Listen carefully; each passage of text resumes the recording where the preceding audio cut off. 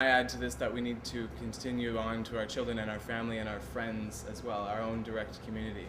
So we need to get our houses in order, get our gardens in order, so that they can feed and shelter our friends and families. We need to look at ourselves. It's a globalized world, but it's a localized problem.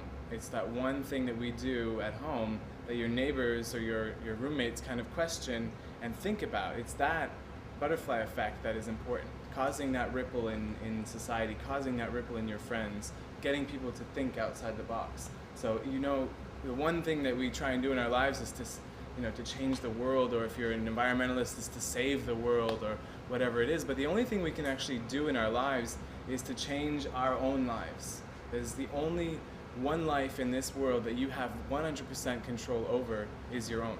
Not even your children. It's probably especially not your children if you have children or plan on having children. So the only thing you really can do 100% is to change your life.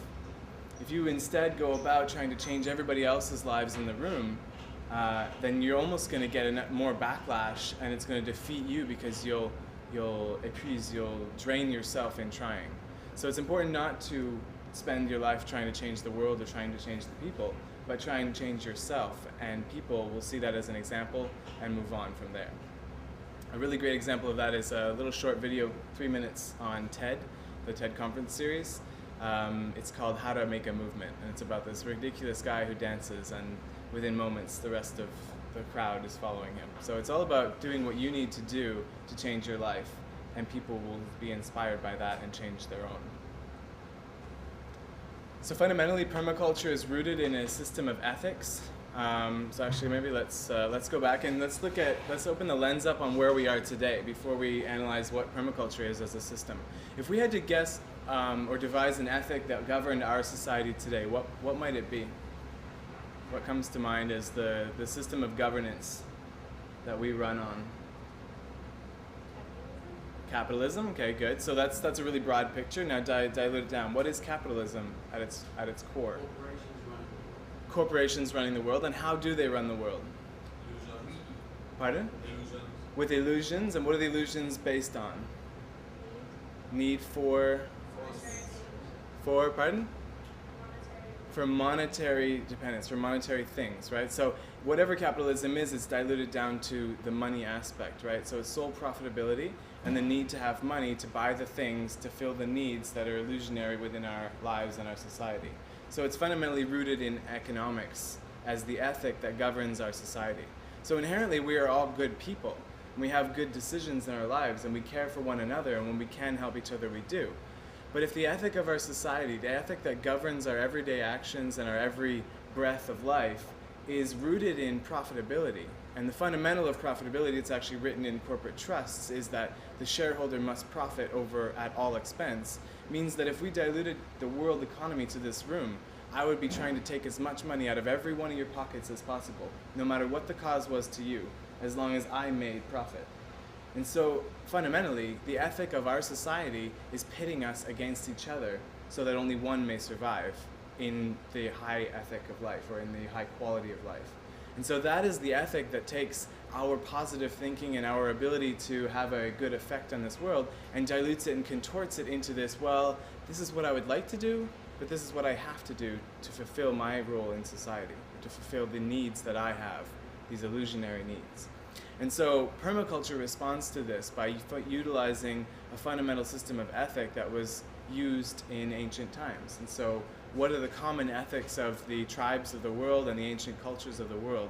Well, that's what permaculture has come from. Just another anecdote before we move on into more details on permaculture. If we analyze where we are today and we parallel it to a natural system. Permaculture is rooted in observation of nature, right? So let's make an observation of nature. Has anyone ever seen Roadkill? I'm not talking about the movie.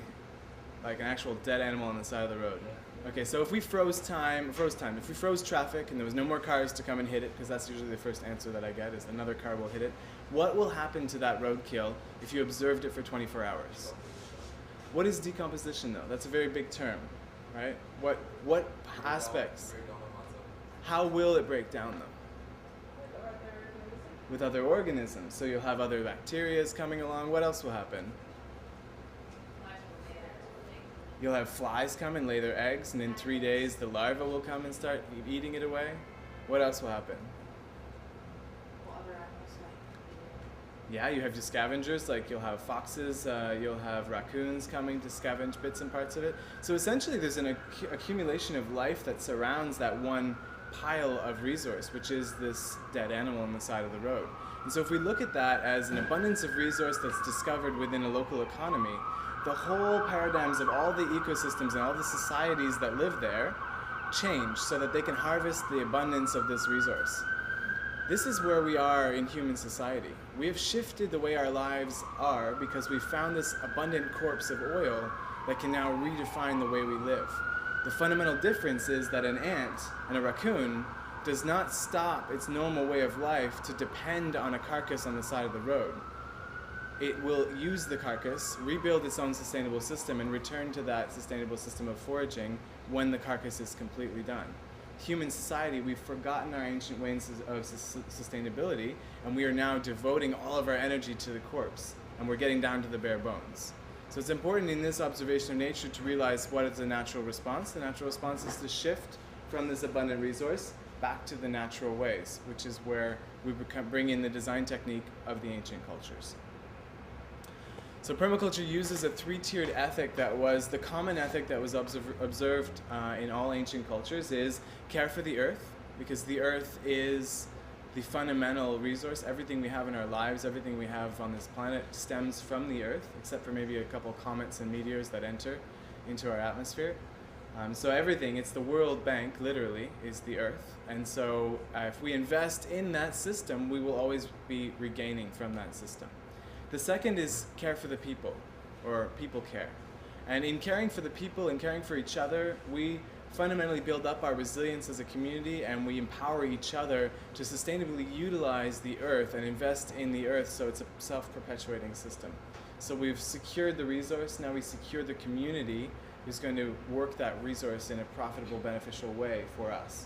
And you'll hear me use the word profit, but when I say profit, it's not economic profit at the cost of someone else. It's community, social, and planetary profit, as the earth has displayed with its biodiversity.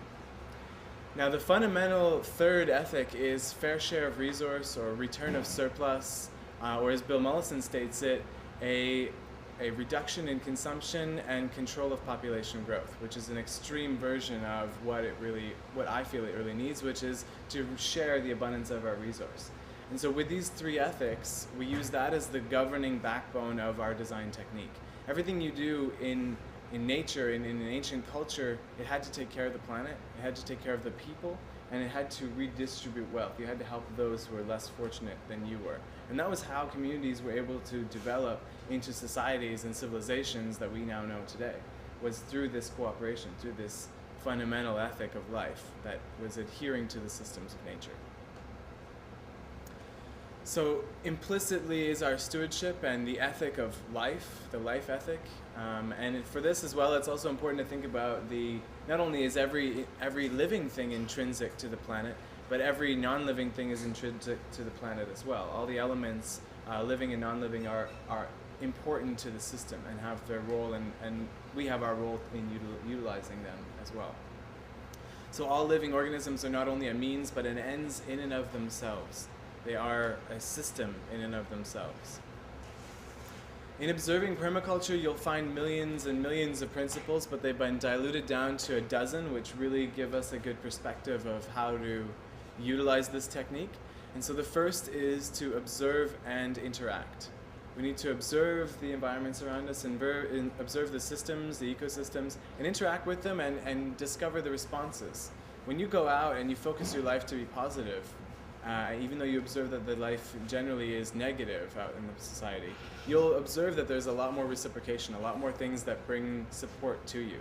So it's important that we have that observe and interact. We can't just be like scientists in a laboratory looking at nature, because even looking at nature, we have altered the natural system of itself. So we have to understand that we interact on our everyday, even just by breathing on the subject in the lab. The second fundamental principle is to catch and store energy.